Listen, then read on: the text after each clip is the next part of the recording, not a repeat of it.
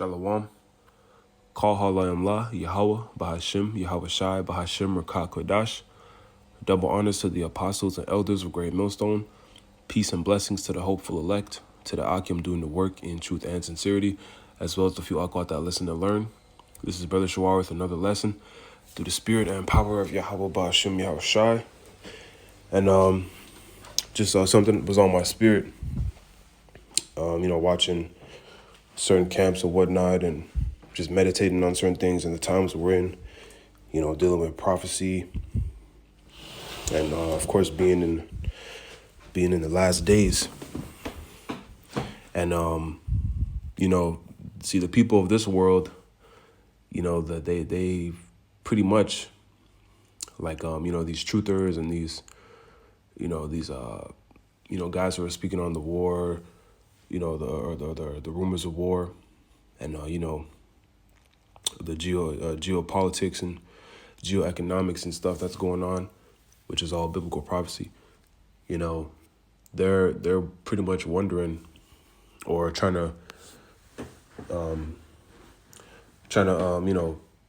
guess who's going to be the new superpower of the world.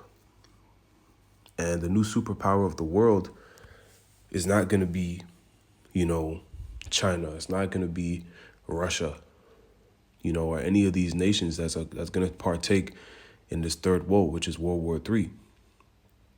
The new superpower of the world is going to be the Israelites, the so-called Negros, Latinos, and Native Americans, man. Yasharala, the princes of the power, the sons of God. That's who we are. That nation, our nation is going to rule over, the whole entire world, every nation on the planet. But it's not going to be for a period of time. It's not going to be for 400, 500 years. It's going to be for an eternity, but it's going to be done in righteousness. So all the other nations will benefit and rejoice in the rulership of the Israelites, regardless of them not being in rulership. So that's the new superpower, man. The new superpower is us. So-called Negroes, Latinos, and Native Americans, started with the hopeful elect. Right? So let's get, I wanted to get this prophecy in Joel dealing with the judgment for these nations, in this third woe. Because, you see, these nations are under the impression that, to a degree, of course, they're on the same team because they, the elites want to implement the digital system with the MOTB controlling everything because they want complete control. And, all these nations, eventually they want to institute that as well, man, because it's the elites that's really behind these things. The elite banking families, these high-level Edomites, witches and warlocks behind the scenes. But, they're going to be highly disappointed because really they're just being set up to lose. All these nations are doing is being set up to lose, man. So let's get this in Joel, the 3rd chapter and the 9th verse, and it reads, "Proclaim ye this among the Gentiles, prepare war. Wake up the mighty men, let all the men of war draw near, let them come up. Beat your plowshares into swords and your pruning hooks into spears. Let the weak say, I am strong." So right now, the Lord is, he's riling up that spirit of war in the earth because, we're in the time of the end, man, but we're in the time of that third woe. Talked about in Revelation, World War III, the war to end all wars.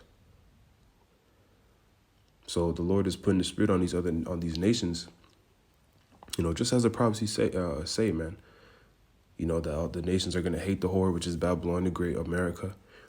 America's going to, their allies are going to turn on them pretty much. And that's the war. The war is going to, be fought amongst these nations, man. This quote unquote superpowers of the earth, and other nations as well that aren't necessarily superpowers, but these various nations are going to be gathered, and to fight this war. But the Lord is going to intervene you know, which is, okay, the Lord is going to intervene, and that's synonymous with the Israelites being delivered, the elect being delivered, and the destruction of Babylon the Great and this wicked infrastructure that we see. So let's continue reading. Verse 11. Assemble yourselves and come, all ye heathen, which are the other nations, and gather yourselves together round about. Thither cause thy mighty ones to come down, O Lord. Let the heathen be wakened and come up to the valley of Jehoshaphat. For there will I sit to judge all the heathen round about, right? The valley of Jehoshaphat is dealing with the Middle East. And that, you know, going into that word, it means Yahweh's judgment. In the Hebrew, it means Yahweh's judgment, man. The valley of decision, the valley of Yahweh's judgment. You know, so the Lord is going to judge these nations. He's going to intervene in this war, and they're going to try and fight the Lord in the midst of them, you know, duking it out. Because it's going to be a nuclear warfare, man. It's not going to be no, you know, this is going to be a nuclear war. But the Lord is going to intervene, as I said, deliver the elect, you know, in the land of their captivity. And in Babylon, America, and these other, you know, wicked infrastructures and cities that Esau set up around the world are going to be destroyed as well. And billions of people are going to die in the process because judgment has to go forth. But the elect is going to be delivered. But this is the start, or should I say, this is the end, or this is the ending of this kingdom, this rulership. That's how this rulership is going to go out.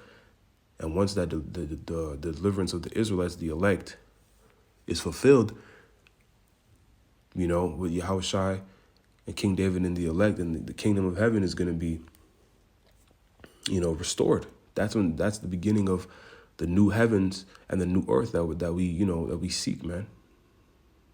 The kingdom of heaven, the beginning of righteousness, you know, established as the standard in the earth, because that's what the kingdom of heaven is about, man. It's about the rulership of the Israelites. Is about the whole entire earth being governed under righteousness, man, because that is the perfect way.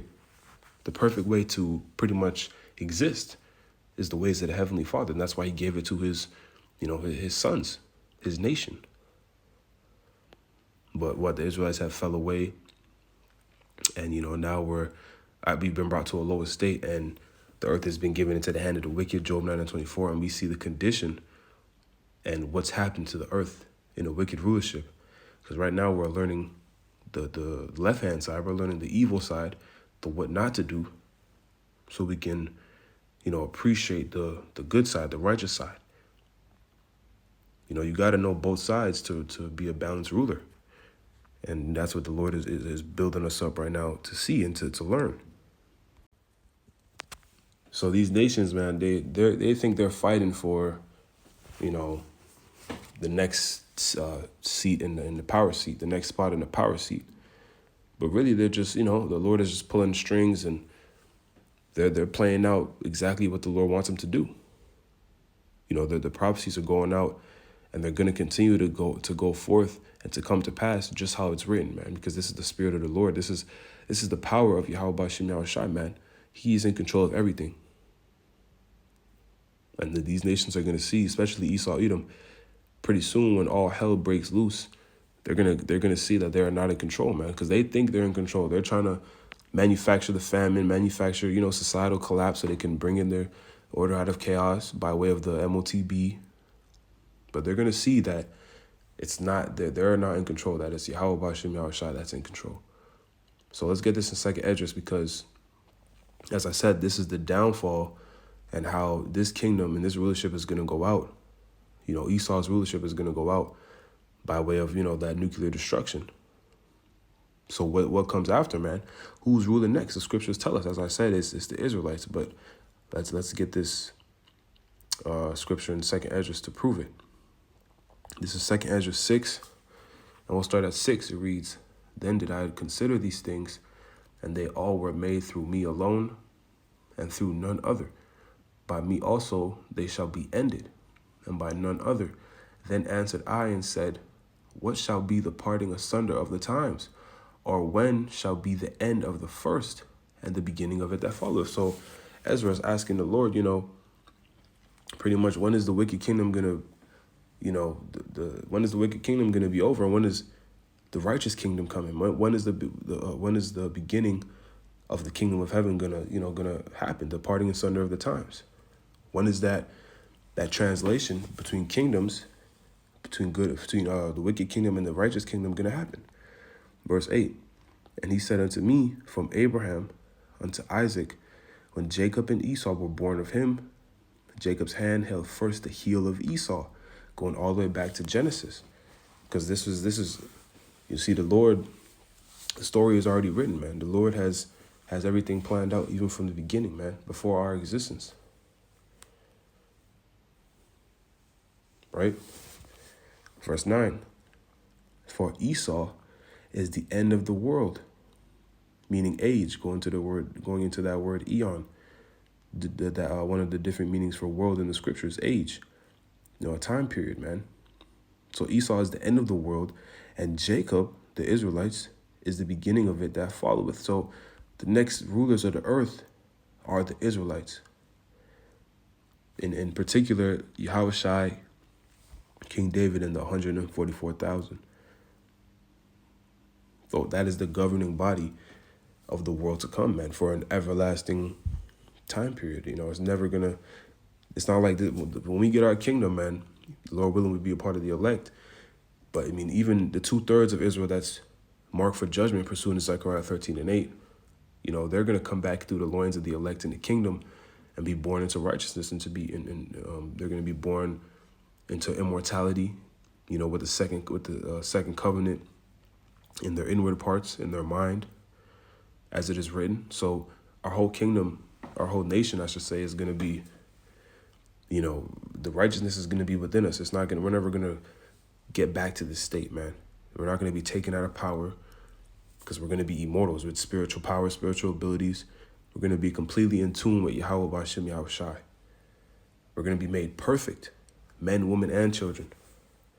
The heathen, they won't be made so perfect, but again, they're not going to be made perfect. They're going to be the regular heathen. They're going to be, because that's the balance. They're not going to be made perfect, because there has to be something that balances it out.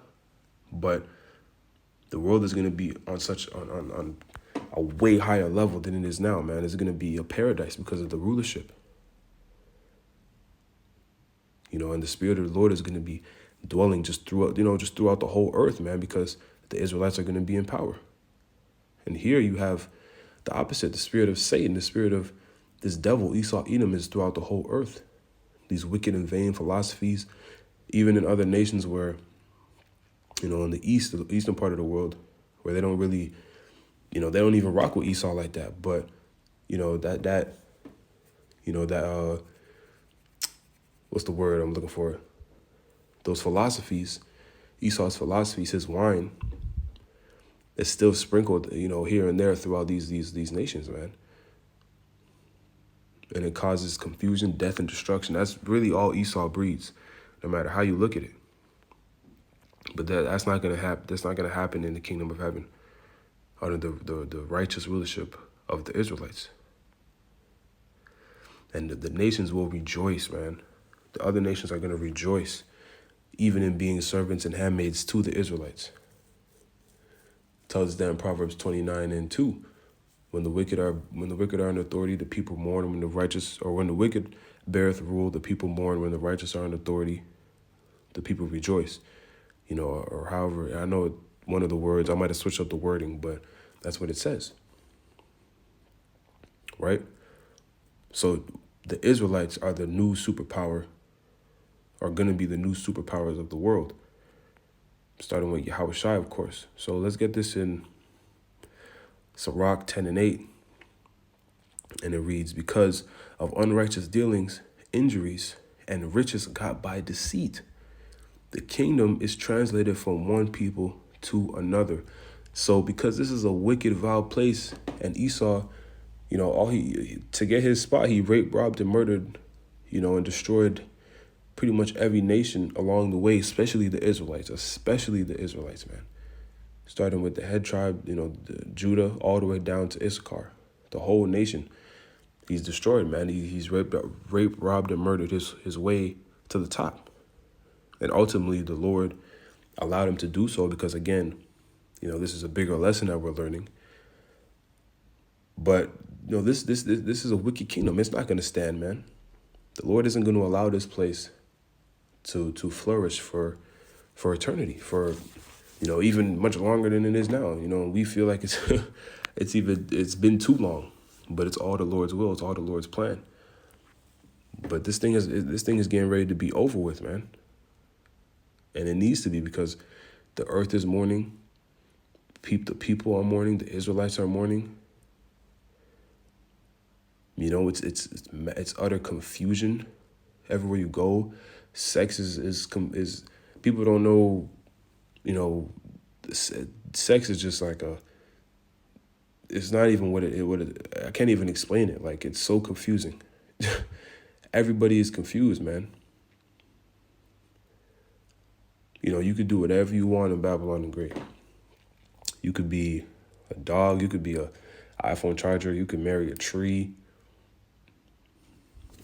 You could do whatever you want, man. It's a very lawless place, and that vibration is out throughout the whole earth, man. Everybody's out of order. Men and women are constantly fighting for the most part. It's wicked. It's just wicked everywhere you look, man. And it's caused nothing but depression, death, and destruction. But this is the repercussions of a wicked rulership, and that's what the Lord is showing us, right? So this kingdom is going to be translated from the Edomites to the Israelites. So, and to back up the point of the kingdom being for an everlasting time period, let's get this in Psalms 145. Because this is why these Edomites are going so hard to keep their kingdom afloat, because these elites they know the prophecies, they know what we're saying is true, and they know who the Israelites are and the prophets, and so on and so forth. So they're going to come down with that great wrath pursuant to Revelation 12 and 12, because they know they have but a short time. And they know that this kingdom, their slavery is coming, and they know that this kingdom there's no coming back, when this kingdom falls. Right? So this is Psalms 145 and 10. It reads, "All thy works shall praise thee, O Lord, and thy saints, which are the Israelites, shall bless thee. They shall speak of the glory of thy kingdom, and talk of thy power, to make known the sons of men his mighty acts, and the glorious majesty of his kingdom. Thy kingdom is an everlasting kingdom, and thy dominion endureth throughout all generations." So again, man, our kingdom isn't going to be temporal. It's not going to be, there's not going to be no war that's going to knock us out of power, man. It's going to be an everlasting kingdom. And we're going to be made immortal. So, our kingdom is just going to continue to grow and flourish. And we're going to have access to, the universe. It's just going to be on a whole nother level, man. A whole nother level that this flesh really it's hard to even fathom. But these things are all written in the scriptures, man. 1 Corinthians 15, around the 50th verse, goes into our immortality. Right? So we have an amazing blessing and an inheritance coming, to the nation of Israel, starting with the elect, which we want to be a part of that first go-around, because that judgment that we have to go through, or the judgment that has to transpire, the straight gate that we have to go through, these trials and tribulations, it's going to be crazy. It's going to be a time like never before. It's going to be death and destruction on a level that this earth has never seen, man. The Lord is coming with gruesome judgment. He's going to make a statement to everybody, to these Edomites, these scoffers, these non-believing Israelites. Right? So, yeah, man, we want to be a part of that first go-around. That's why it behooves you to repent, and to be renewed in your mind, man, and to call upon the names of Yahweh B'Shem Yahweh Shai, and to seek the truth, man, because this is the truth, man. The apostles and elders of Great Millstone, have the doctrine of Yahushua. And the brothers that learn from them, man, we have that the correct doctrine. We can see it through, through the Spirit. But it's already written, man. The Lord has everybody in their lot at the end of the day. So let's get this in Isaiah 14, and we'll start at the top, and then we'll close it out. So again, these heathen think, they're going to be the next superpowers of the world and whatnot. But this is really what's coming to them. Isaiah 14:1, it reads, "For the Lord will have mercy on Jacob and will yet choose Israel and set them in their own land. And the strangers shall be joined with them, and they shall cleave to the house of Jacob. And the people shall take them and bring them to their place, and the house of Israel shall possess them in the land of the Lord, for the servants and handmaids. And they shall take them captives, whose captives they were. And they shall rule over their oppressors. And it shall come to pass in the day that the Lord shall give thee rest from thy sorrow, and from thy fear, and from the hard bondage wherein thou wast made to serve, that thou shalt take up this proverb against the king of Babylon, and say, How have the oppressor ceased? The golden city ceased. The Lord have broken the staff of the wicked, and the scepter of the rulers." So the Israelites, so-called Negros, Latinos, and Native Americans, we went through our punishment, man. But we're still going through it, but we went through it. So now it's our time to rule, man, because the earth was made for our sakes anyways. This was always the plan of Yahweh Bashim Yahushua, is for, the Israelites to rule, these other nations, and to live in paradise on earth.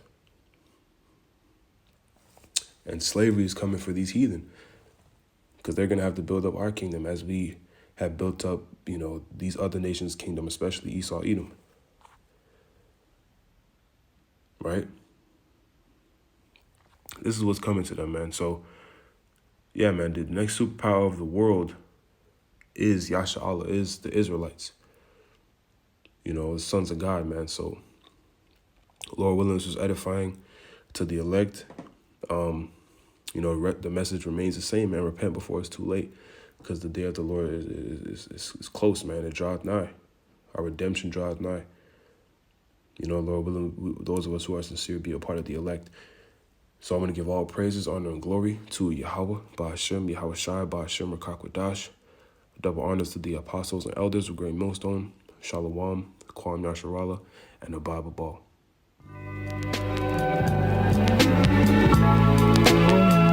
But let us seek ye the kingdom of God, and all these things shall be added unto you.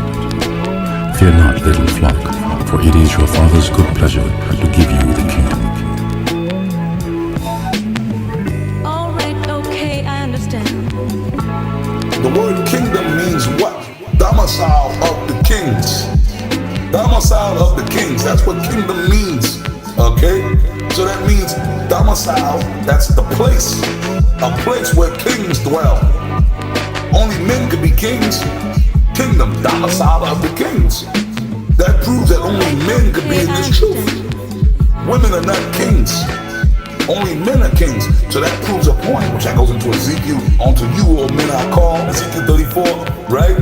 Only men are going to receive the truth, because the Lord is only dealing with men. The tabernacle of the Most High is with men, right? So that proves that this word is the kingdom, is the kingdom itself.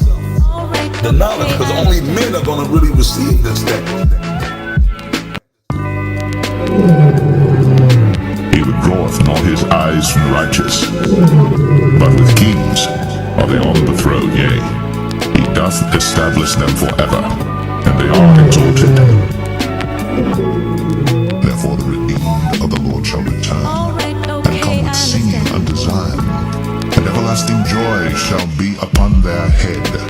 They shall obtain gladness and joy, and sorrow and mourning shall flee away. The elect of the nation of Israel, they were born to be leaders of the nation. What did Yahushua tell his disciples? You shall sit upon 12 thrones, judging the 12 tribes of Israel. Think about that, man. We're being created, we're being formed, we're being forged into being leaders of this great nation, the nation of Israel.